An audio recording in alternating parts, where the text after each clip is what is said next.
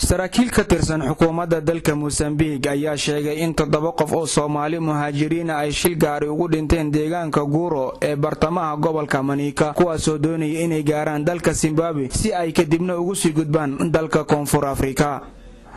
sida ay sheegeen booliska dalkaasi 7 qof ee Soomaalida ee geeriyootay ayaa ka baxsaday xero qaxooti oo lagu magacaabo Mauritania Refugee Center oo ku taala waqooyiga Nambulo oo ku dhow xadka dalka Mozambique uu la wadaago dalka Zimbabwe iyagoo xilligaasi ku sii socday deegaanka Kajamano ee gobolka xuduudda ee ku yaalo Teta.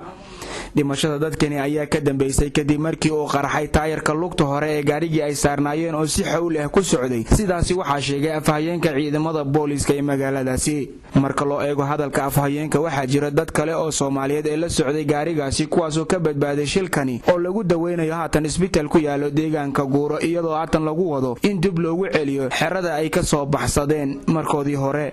ciidamada booliska ee Mozambique ayaa sheegay in inta badan Soomaalida iyo Itoobiyaanka ay si sharci darro ah ku soo galaan dalka Mozambique kadibna ay ugu sii gudbaan Zimbabwe iyagoo u hanqaltaagaya sidii ay u gaari lahaayeen dalka Koonfur Afrika oo ay ka raadinayaan nolol dhaanto tan ka jirta dalalkii ay ka soo hayaameen. ma ahan shilkii ugu horeeyay ay dad Soomaaliya ku dhintaan dalkaasi Mozambique. Cabdinaasir Soomane, Universal TV, Johannesburg.